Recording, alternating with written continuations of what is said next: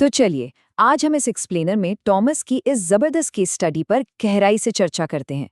ये एक ऐसी कहानी है जो हमें ये सोचने पर मजबूर कर देती है कि किसी चमत्कार का इंतजार करने और शांति से अनुशासन यानी डिसिप्लिन को अपनाने के बीच आखिर कितना बड़ा अंतर होता है। ये सिर्फ एक कहानी नहीं है, बल्कि हमारे मनोविज्ञान और वक्त के सही इस्तेमाल का एक बहुत ही सॉलिड उदाहरण है। कड़ी मेहनत के बाद भी आखिर कुछ लोग जिंदगी में एक ही जगह क्यों फंसे रह जाते हैं? ये सवाल थकान और ठहराव के उस साइकोलॉजिकल जाल के बारे में एक गहरी जिज्ञासा पैदा करता है। जब परेशानियां लगातार आती रहती हैं और कोशिश करने की हिम्मत टूटने लगती है, तो ये समझना बहुत ज़रूरी हो जाता है कि आखिर वो कौन सी अदृश्य दीवार है जो किसी को आगे बढ़ने से रोकती है।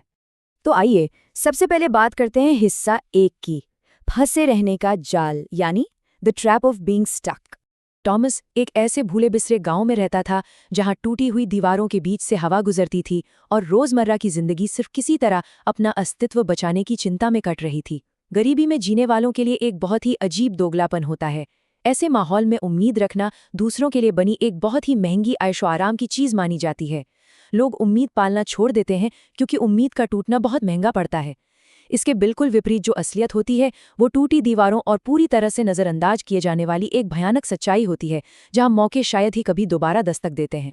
यहाँ सबसे खतरनाक बात यह है कि नज़रअंदाज किया जाना, ना कि अपमानित किया जाना, एक बहुत ही गहरे और गलत विश्वास को जन्म देता है। जब लोग किसी पर बिल्कुल ध्यान नहीं देते, उसे अपमानित करने लायक भी नहीं समझते, तो उस इंसान के मन में ये बात घर कर जाती है कि शायद वो जिंदगी में कुछ बड़ा करने के लिए बना ही नहीं है। ये एक ऐसा सबक है जो किसी की भी पूरी मानसिकता को अंदर से खोखला कर सकता है। अब बढ़ते हैं दूसरे हिस्से की तरफ, द ब्रूटल टर्निंग पॉइंट, यानी वो क्षण जिसने सब कुछ बदल दिया। एक रात की बात है, अंधेरे में एक खत्म होती बैटरी वाले फोन और अनगिनत सवालों से भरे एक भारी दिमाग के साथ थॉमस बिल्कुल अकेला बैठा था। उसी वक्त उसकी मानसिकता में एक बहुत बड़ा बदलाव शुरू हुआ। यूं से बचाने कोई नहीं आने वाला, ये विचार उस क्रूर एहसास को बिल्कुल सटीकता से पकड़ता है कि बाहर से कोई मसीहा या मेंटर आकर जिंदगी बदल देगा। ये सोचना एक बहुत बड़ा भ्रम है। असलियत यह है कि कोई चमत्कार नहीं होगा और इसका कोई शॉर्टकट भी नहीं है। वक्त तेजी से रेत की तरह फिसल रहा है और बचाने के लिए सच में कोई नहीं आने वाला। ये आंकड़ा इस पूरी रणनीति की नींव है। दिन का सिर्फ एक अकेला शांत घंटा। इसे बिना किसी जोश, बिना किसी बाहरी मोटिवेशन और बिना किसी बड़ी घोषणा के चुना गया था। इसमें कोई खोखला वादा नहीं था, सिर्फ एक अटूट निश्चय था। तो चलिए भाग 3 में समझते हैं, ये 1 घंटे की रणनीति यानी द 1 आवर स्ट्रैटेजी आखिर थी क्या और इसने रुख कैसे बदला। इस रणनीति की बिल्कुल जमीनी और बिना चमक दमक वाली सच्चाई को समझना बहुत जरूरी है। पहला कदम, जब दूसरे सो रहे हों तब सीखना। दूसरा कदम, जब दूसरे परेशानियों की शिकायत कर रहे हों तब अपना अभ्यास करना। और तीसरा कदम, जब दूसरे अपने सालों बर्बाद कर रहे हों तब अपने मिनटों का निवेश करना। ये अंधेरे में किया गया वो काम था जो उन दिनों भी पूरा किया गया जब दिमाग पूरी तरह से थका हुआ था, जब सामने सिर्फ नाकामी दिख रही थी और सब कुछ छोड़ देने का मन कर रहा था। बातें करना सुकून है, पर खामोशी विकास है। अपने लक्ष्यों और सपनों के बारे में बोलने से दिमाग को एक झूठी शांति मिलती है, एक अजीब सा डोपामीन हिट मिलता है। लेकिन उन्हें अपने तक रखने और खामोशी से काम करने से इंसान के भीतर एक जबरदस्त आंतरिक शक्ति का निर्माण होता है। उसी बिना शोर की खामोशी में असली विकास छिपा होता है। अब आते हैं चौथे हिस्से पर, अनुशासन का अकेलापन या द आइसोलेशन ऑफ डिसिप्लिन। ये वो अदृश्य और दर्दनाक दौर है जहां आंतरिक बदलाव बाहरी नतीजों से कहीं ज्यादा तेजी से होते हैं। प्रोग्रेस का ग्राफ कभी भी रातों रात सीधा ऊपर नहीं जाता। पहले दिन का काम बहुत बदसूरत और थका देने वाला होता है, फिर धीरे धीरे महीने बीतने लगते हैं, बिल्कुल एक अदृश्य जीवन जीते हुए जहां हर रोज नए बहाने टूटने और मरने लगते हैं। और फिर 1 साल बाद जाकर परिणाम चुपचाप एक के ऊपर एक इकट्ठे होने लगते हैं। ज्यादातर लोग उस अदृश्य चरण में ही रास्ता छोड़ देते हैं क्योंकि उन्हें लगता है कि हर तरक्की का तुरंत शोर होना चाहिए। और ये हमें एक बहुत ही कड़वे सच की तरफ ले जाता है। अनुशासन किसी इंसान को ऊपर उठाने से पहले उसे बिल्कुल अलग थलग कर देता है। इस बदलाव की छिपी हुई कीमत एक गहरा अकेलापन होती है। दोस्त धीरे धीरे छूट जाते हैं, परिवार इन कोशिशों को समझ नहीं पाता और आराम पूरी तरह से गायब हो जाता है। कामयाबी से पहले की ये दूरी बिल्कुल सच है। समाज की उस आम सोच के बिल्कुल उलट, जहां लोग सिर्फ वीकेंड्स का बेसब्री से इंतजार करते हैं या कुछ शुरू करने के लिए मोटिवेटेड फील करने का इंतजार करते हैं, इस रणनीति का असर बिल्कुल अलग है।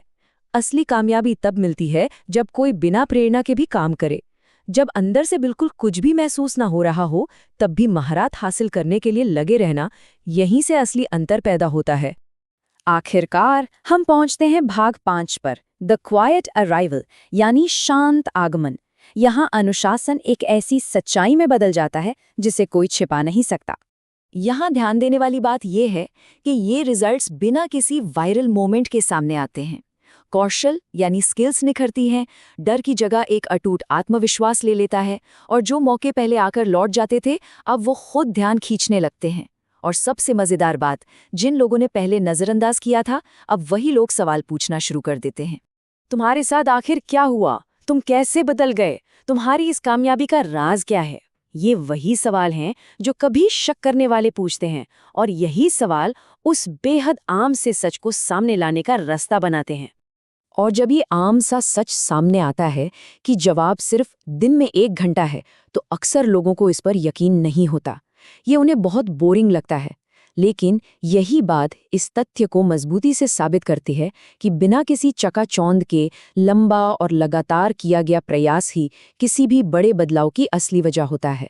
इस बात ने थॉमस के अंदर एक गहरी निराशा और गुस्सा भर दिया था। उसे अपने आप पर गर्व नहीं था, बल्कि इस बात पर गुस्सा था कि ये सब आखिर कितना आसान था। गुस्सा इस बात का कि लोग असली पहचान बनाने और भीड़ से अलग होने के बजाय सिर्फ 2 पल की मोटिवेशन और छोटी सी प्रेरणा के पीछे भागने में कितने कीमती साल बर्बाद कर देते हैं। एक तरफ सिर्फ प्रेरणा का इंतजार करना है, और दूसरी तरफ रोजाना का वो एक शांत घंटा जो भीड़ से एक दूरी बनाता है। ये सबसे ताकतवर हिस्सा है, एक ऐसे इंसान में बदल जाना जो शोर नहीं मचाता, लेकिन जिसे नजरअंदाज करना अब बिल्कुल असंभव है। एक ऐसा इंसान जो पूरी तरह से फोकस्ड है, जमीन से जुड़ा है, और जिसकी बराबरी करना अब नामुमकिन हो चुका है। क्योंकि जब बाकी सभी लोग किसी प्रेरणा का इंतजार कर रहे थे, तब उसने खामोशी से अपने लिए एक बिल्कुल नया रास्ता बना लिया था।